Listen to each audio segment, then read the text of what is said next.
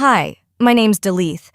My sister didn't just mock me at a job interview, she made sure I never got the job. Then laughed as they tore my test in half right in front of a room full of strangers. But what she didn't know? The man she couldn't control, the one who walked in next, was my fiancé. She thought I was beneath her. Until the silence turned, and I didn't need her approval to rise. Ever been erased by your own family, only to come back stronger than they could have imagined? Because this is the day I stopped asking for a seat and built the table myself. Before we begin, what time are you listening and where from? Drop a comment. Let's talk family drama. The walls were all glass, sleek, cold, corporate. I could see my own reflection as I walked in, my posture straight, my shoes scuffed. My name badge felt heavier than it should have. I held my resume folder close, the corners soft from being packed and repacked over the past few weeks. The Storm CP logo glared from every screen in the room, like it was watching me. A few other candidates were already seated, polished, confident, designer suits, perfect hair, the kind of people who always know someone on the inside. I forced a smile when one of them glanced at me, but it wasn't returned. I took the only available chair, slightly off-center, not quite in the circle, like it had been left for someone who didn't quite belong. I reminded myself, I didn't need to belong. I just needed to be seen. Then the door clicked, and Seraphine walked in. She was in a navy silk blouse, heels that echoed on the tile, and a mug in her hand that screamed money. Her makeup was subtle but flawless, and her hair was swept into the kind of bun that says, "I don't have time for you." My breath caught. She didn't flinch when our eyes met, didn't acknowledge me. Not a nod, not a blink. She walked to the table like I wasn't her younger sister, like I hadn't once shared a room with her, like she hadn't ruined my first job interview 7 years ago.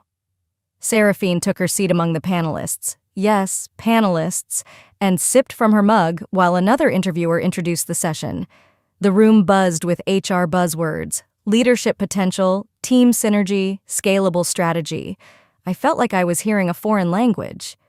"Would anyone like coffee?" one of the assistants asked, carrying a tray. The tray made its rounds. Every single person got a cup.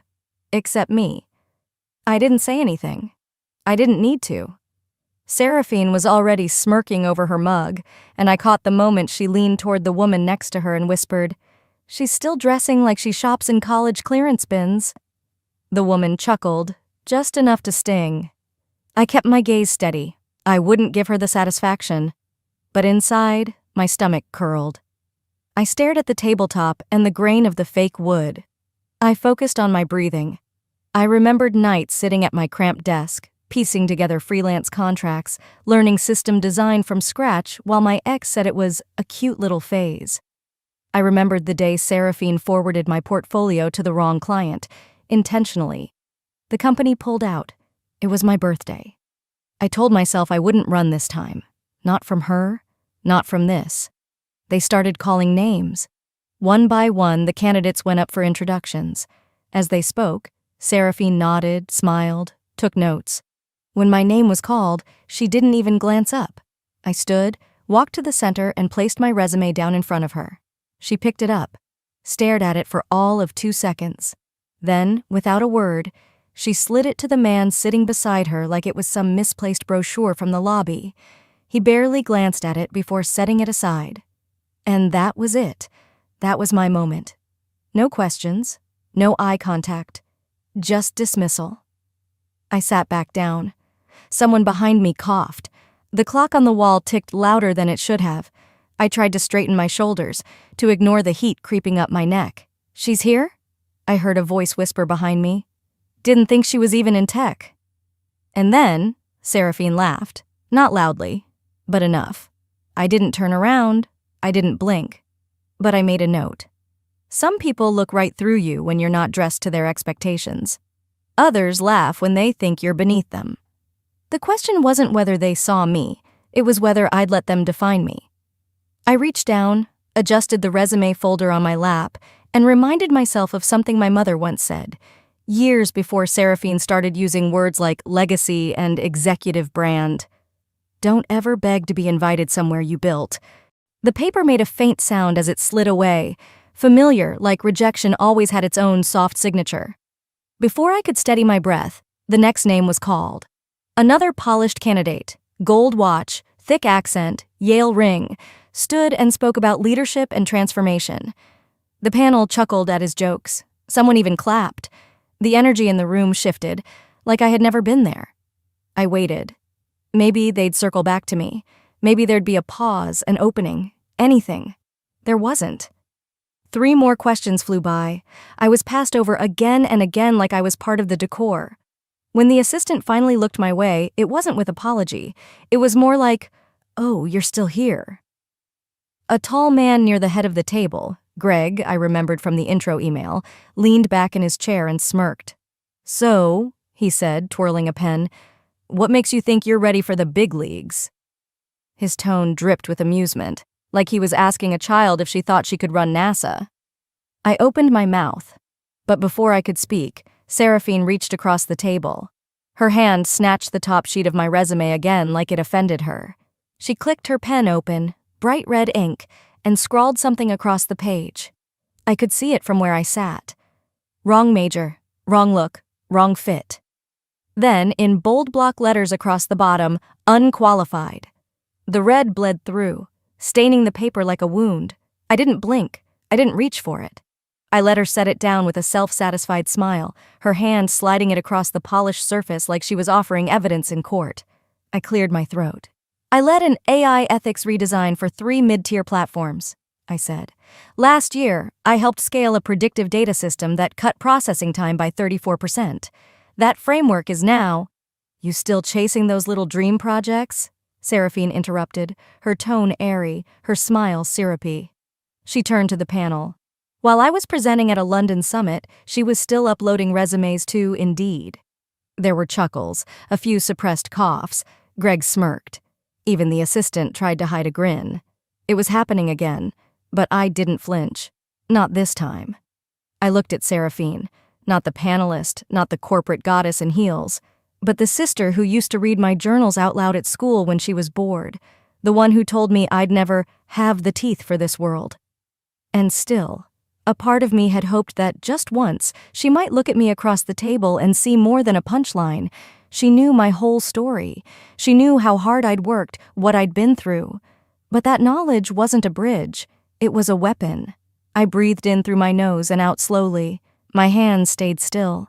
My voice, when I spoke, was calm. "I may not look like what you're used to, but the results are there. You just chose not to read them." Greg leaned back. "Well, we've seen enough. Appreciate the optimism." Seraphine's fingers drummed on the table. She didn't look at me now. She didn't need to.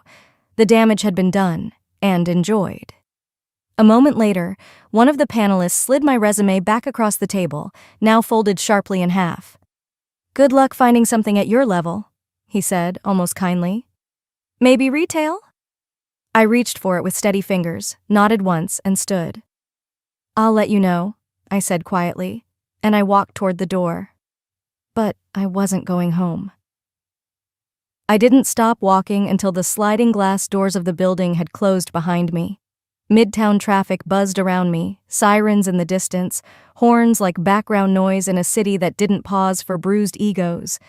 My heels clicked on the sidewalk, purposeful but not rushed.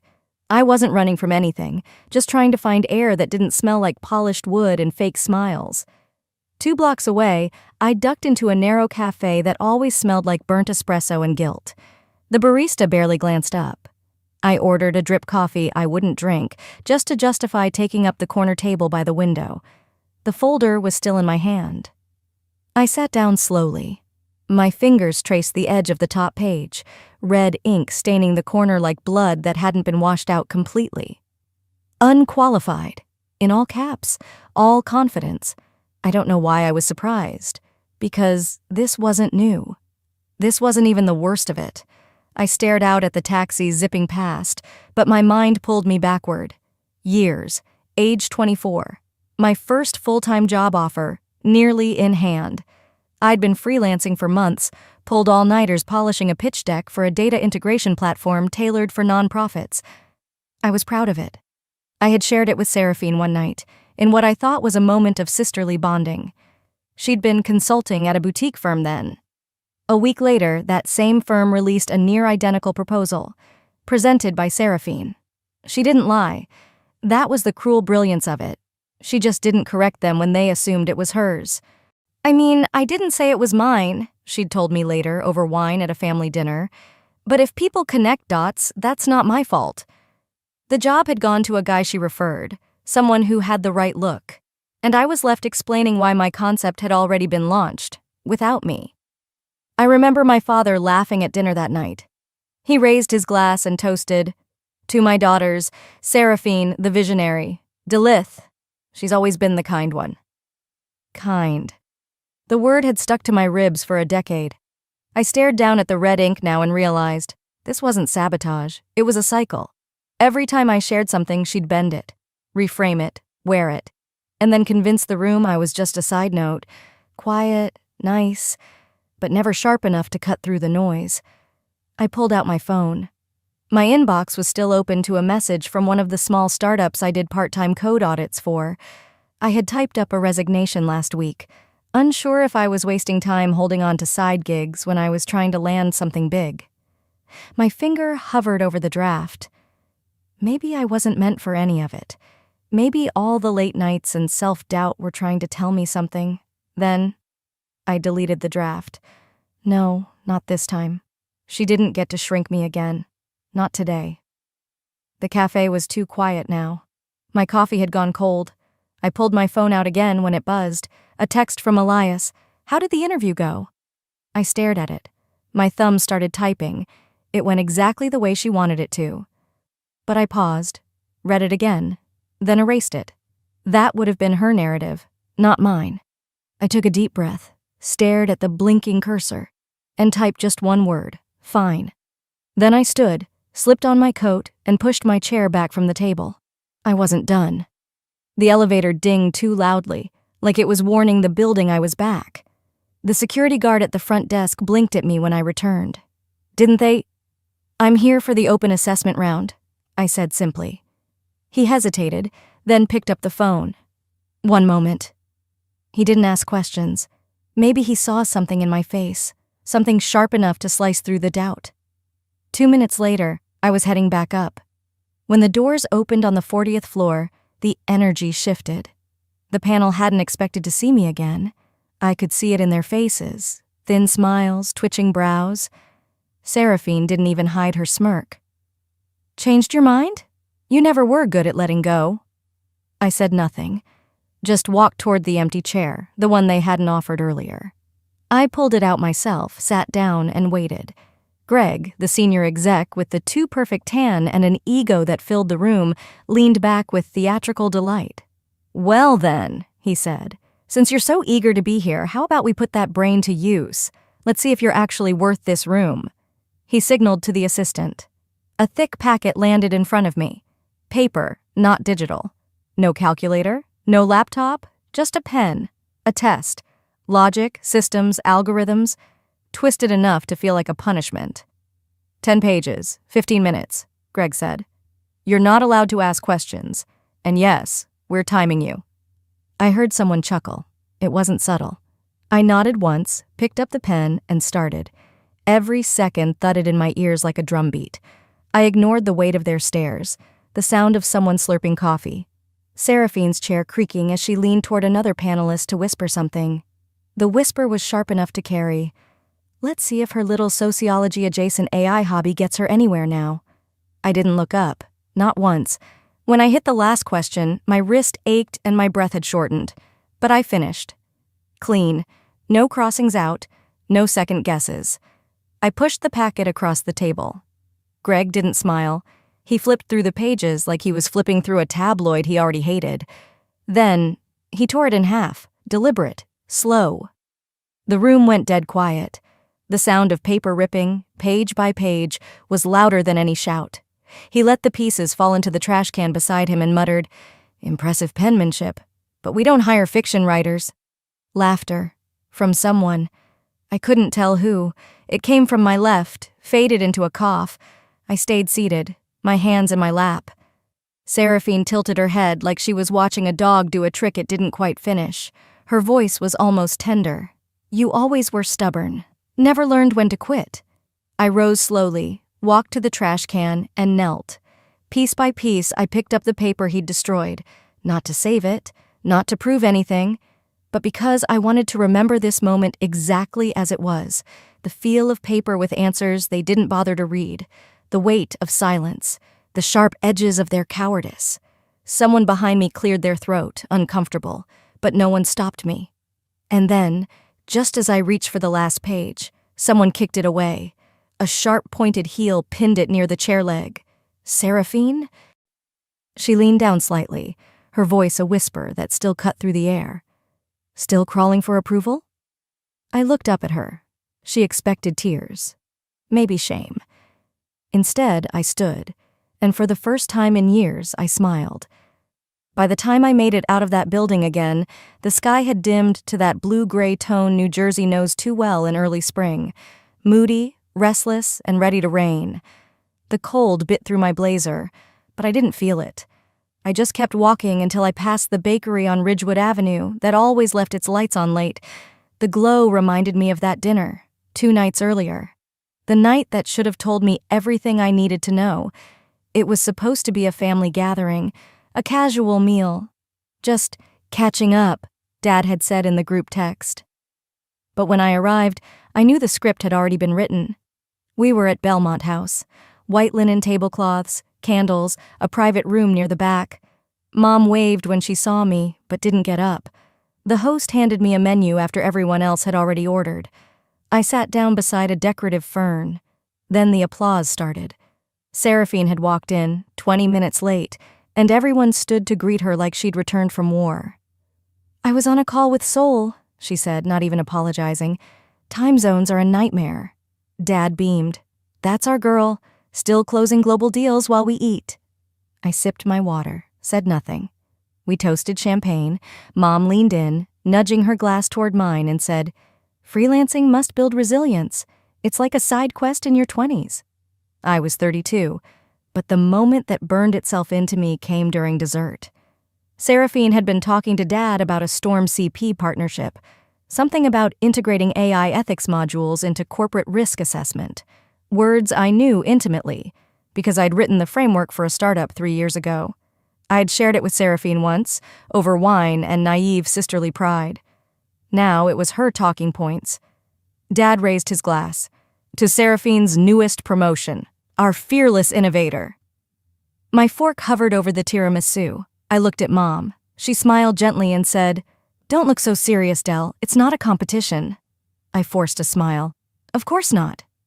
Then Seraphine leaned in close, her voice so soft it slid like a blade.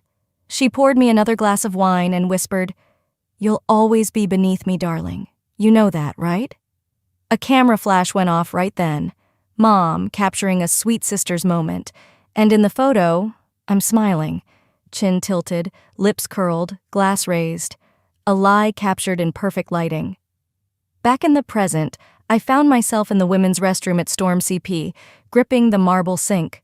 The face in the mirror wasn't crying, but the mascara was crooked. My lips had gone pale. I splashed water on my cheeks and watched the smudges melt into my skin. One of the stalls opened. 2 interns came out, laughing. She really bombed. Greg actually tore it up. Like, in front of everyone. The second one giggled. She just picked up the pieces. Like a kicked puppy. Wasn't that the one Seraphine said was her cousin, or, like, distant relative or something? They left without noticing me. I didn't move, just stared at the reflection of my reflection. Something behind my eyes shifted. The softness cracked. There was steel now, quiet, but certain. When I walked back into the hallway, I paused at the glass wall overlooking the reception floor. That's when I saw her. She couldn't have been older than 25. Hair pinned back too tight, resume clutched to her chest like a shield. A manager brushed past her without a glance. Her eyes tracked him, then fell. And then they found mine. She didn't smile, but her grip loosened just slightly. That's when I understood. I was never meant to shrink in their presence.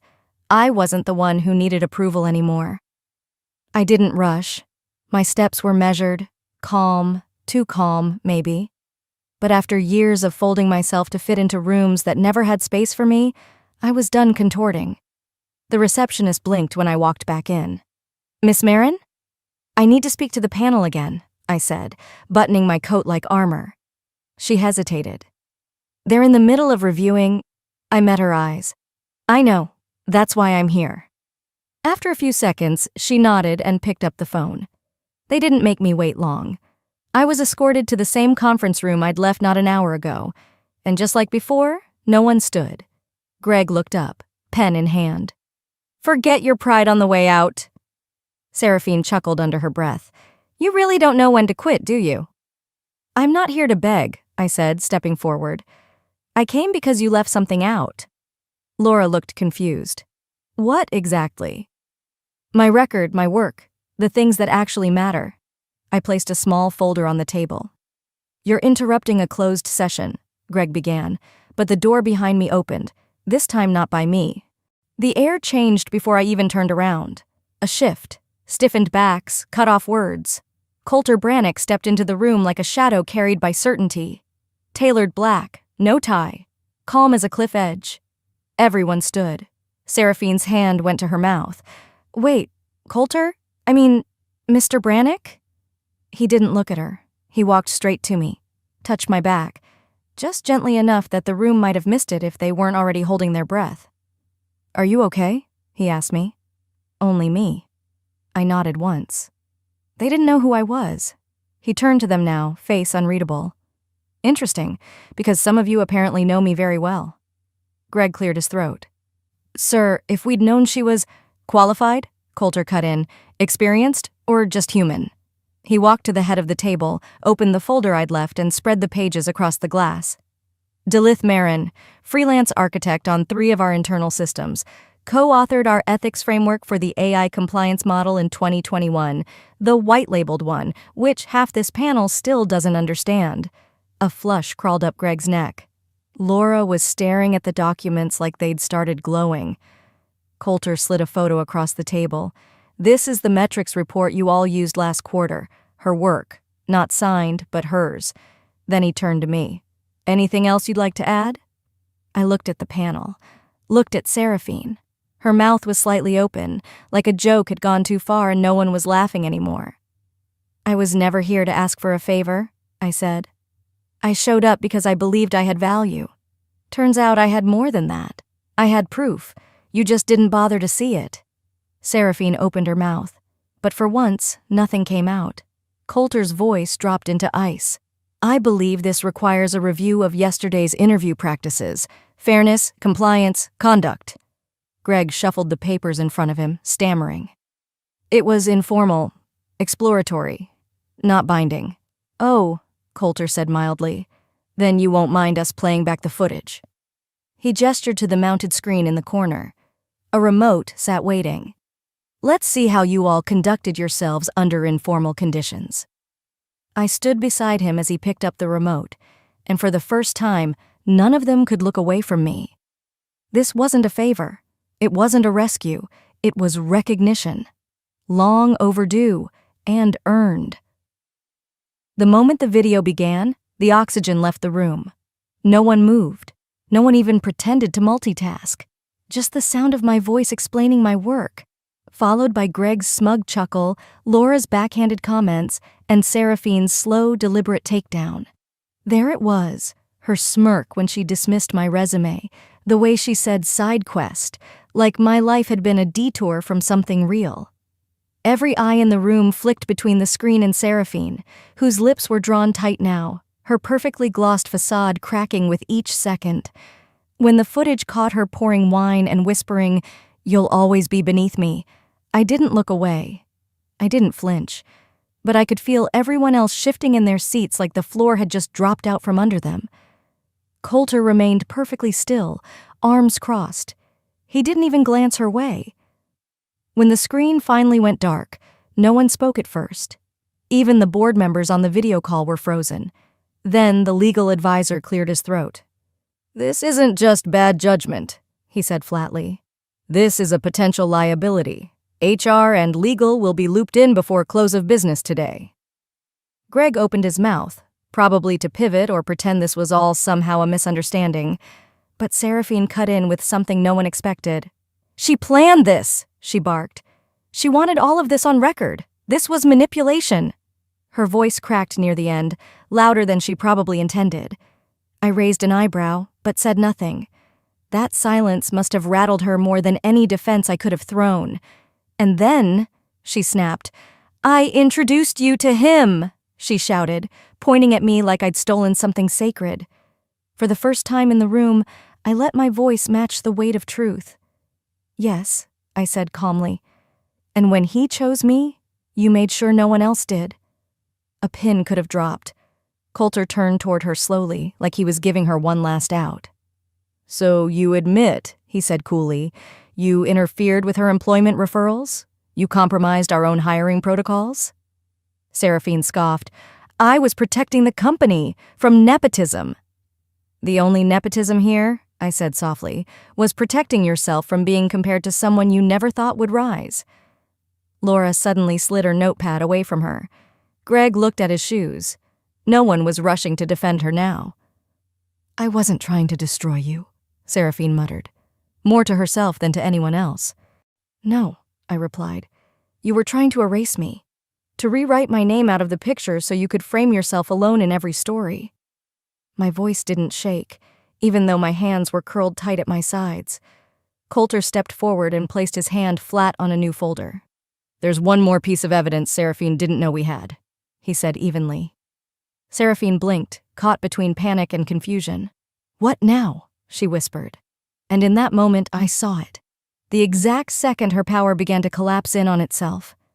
Not because of what I did, but because everything she buried had just started to claw its way to the surface.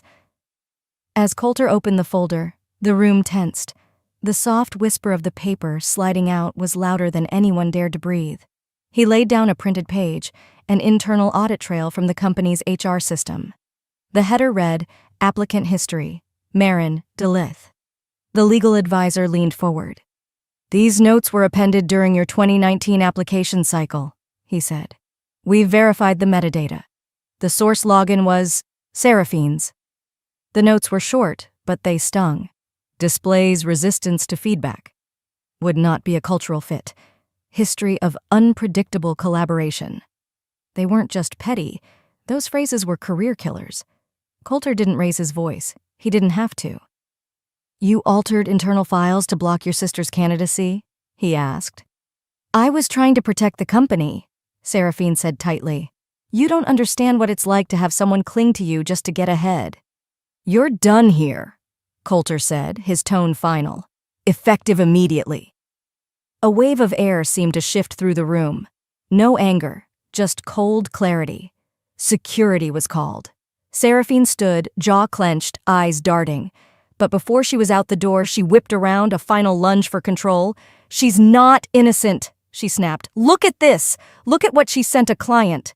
She slammed her phone screen on the table, a screenshot of an email, allegedly from me, calling a potential partner a walking disaster in heels. It had my name on it, my email footer, even the company tag, except I already knew it existed. I reached calmly into my bag and pulled out a small black binder. This, I said, sliding it across to legal, is the server log from 2 nights ago. That email? It originated from Seraphine's IP address, logged in under her temporary admin pass. A silence followed. Not shock this time, just confirmation. Greg shifted back in his seat. Laura looked down at her notes. The assistant in the corner who'd once giggled behind my back suddenly found her shoes interesting. Coulter nodded once. Forging internal credentials to defame a team member is more than unethical, he said. You'll be hearing from legal, Seraphine snapped. You think you're better than me now, just because he picked you? I didn't need to raise my voice. No, I said, looking straight into her unraveling eyes. Just done being beneath you. Security let her out. Not with force, with finality. And that silence again, the kind that tastes like justice. I stood there as the board began to murmur among themselves. Coulter didn't ask. He turned and simply said, I move that we reinstate Delith Marin to her original consulting role, this time full-time with project lead authority. All in favor? He asked. Every hand went up. The HR rep stood. You're being offered lead strategy consultant. Seraphine's former office is yours. I looked toward the glass-encased corner suite with the skyline view. It had always been her throne, but I shook my head. No, I said. I'd like a desk near the development floor, closer to the team. They paused, then nodded. As I signed the contract, someone, Laura, I think, slid a small folded note across the table. I opened it. We're glad you're finally where you've always belonged. I didn't respond. I just smiled and walked out without looking back. The paper made a soft sound as it slid into the box, so quiet, but to me it was thunder. A clean fold, red ink still faintly bleeding along the edge, and a note in my handwriting clipped to the top. Let this help someone who's still learning not to listen to the voices trying to shrink them. That resume wasn't shame anymore. It was a receipt for every lesson I paid for in silence. I stepped outside into the early evening light. New York had the kind of golden haze that made even the sharpest corners look forgiving. The sidewalk buzzed, but for once, it didn't swallow me. I let myself walk slowly, feeling the rhythm of my own steps again. When I got back upstairs to collect my things, I passed Seraphine's old office. The door stood wide open. Inside, a cleaning crew was wiping down the shelves, removing a framed quote she used to brag about. Winners write the rules. I paused briefly. There was nothing to say, nothing to reclaim. The space didn't belong to me, not because I couldn't have it, but because I didn't need it. I turned the corner and nearly bumped into someone, her, not Seraphine, the young woman from the hallway, the one who clutched her resume like it was a lifeline weeks ago. They called me back, she said breathlessly, for the role you told me to apply for. Good, I said, holding her eyes. You deserve it. She smiled in that way only people on the edge of belief do, hopeful, nervous, but finally standing still enough to listen to themselves. Later, in my new office, smaller, sunlit, and surrounded by the people who actually built things, I sat alone for a moment. The room smelled like lemon cleaner and fresh beginnings. My bag hit the floor with a soft thud. I opened one drawer, taped the torn resume back together, and pinned it above my desk. It looked like a scar. And that felt right. I didn't tape it to remind myself of Seraphine, or even the pain. I taped it because it was the moment I started choosing dignity over desperation. My phone buzzed, a message from my father. I didn't see everything before, I'm sorry. I stared at it for a full minute, then set the phone down without replying, not out of anger, just clarity. He didn't owe me closure, and I didn't owe him an explanation. Some bridges weren't meant to burn, but they sure as hell weren't meant to be rebuilt either. I leaned back in my chair. Sunlight stretched across the corkboard, catching the resume's frayed edges like gold threads in a tapestry. She said I'd always be beneath her. Turns out I just needed to stop standing in her shadow. And maybe that's all it ever was. Me trying to hold a place in a family that only reserved seats for applause. Somewhere outside my window, someone laughed. Someone crossed the street without looking. Life moved on, and finally, so did I. If you've ever stayed silent because you thought they were right about you, maybe it's time to speak. Or maybe, just maybe it's time to stop explaining at all. I exhaled, pinned one last thing beside the resume, a quote scribbled on the back of an old napkin from my first failed client pitch. No one sees the quiet builder until the building outlasts the storm. Sometimes the ones who silence us wear our last name, but strength isn't always loud. It's in the quiet choice to stop chasing approval and start building your own path. Have you ever had to walk away from family to find yourself? If this story hit home, share your thoughts below, and don't forget to subscribe for more true